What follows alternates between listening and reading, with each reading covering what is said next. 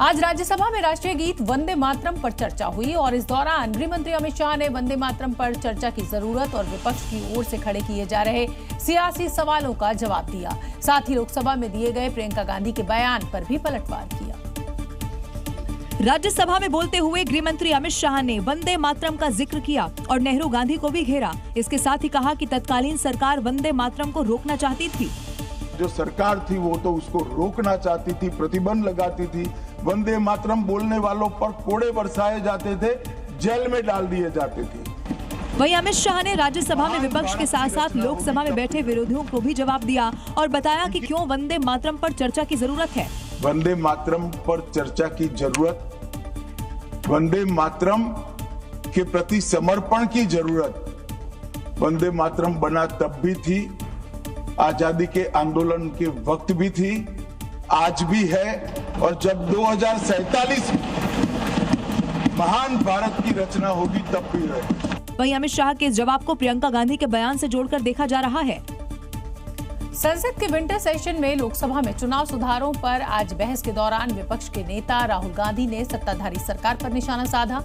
उन्होंने एक बार फिर वोट चोरी का मुद्दा जोर शोर से उठाया और साथ ही एसआईआर के मुद्दे पर नाथूराम गोडसे का जिक्र कर सियासी पारे को भी बढ़ा दिया। वोट चोरी का आरोप लगाते हुए लोकसभा में राहुल गांधी ने कहा कि देश में सबसे बड़ा कोई राष्ट्र विरोधी काम है तो वो है वोट चोरी। साथ ही उन्होंने कहा कि अगर वोट नहीं रहेगा तो न संसद बचेगी और न विधानसभा। Biggest anti-national act you can do is vote chori. There is no bigger anti-national act that you can do than vote chori.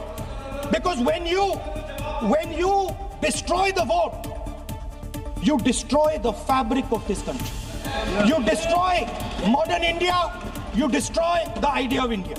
वहीं एसआईआर के मुद्दे पर राहुल गांधी ने गोडसे का जिक्र कर सियासत को और भी गर्मा दिया। After Gandhiji's assassination, the next step of the project was the wholesale capture of India's institutional framework. वहीं राहुल गांधी के आरोपों पर केंद्रीय मंत्री किरेन रिजिजू ने संसद के वक्त की बर्बादी बताया।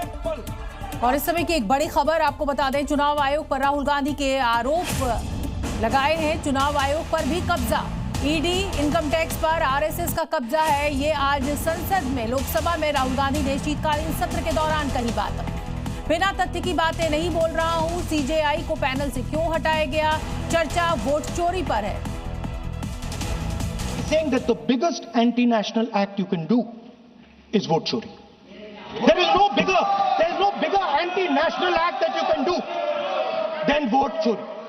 Because when you destroy the vote, you destroy the fabric of this country.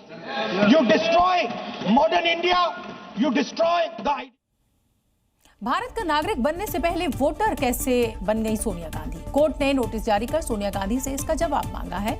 शिकायतकर्ता का आरोप है कि सोनिया गांधी ने वोटर बनने के लिए फर्जी दस्तावेज का इस्तेमाल किया था।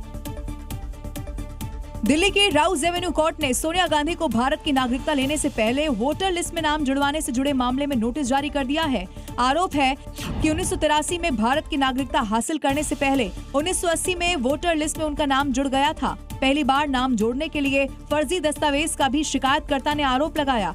हालांकि सोनिया गांधी की बेटी और कांग्रेस सांसद प्रियंका गांधी इन आरोपों को सिरे से खारिज कर रही है।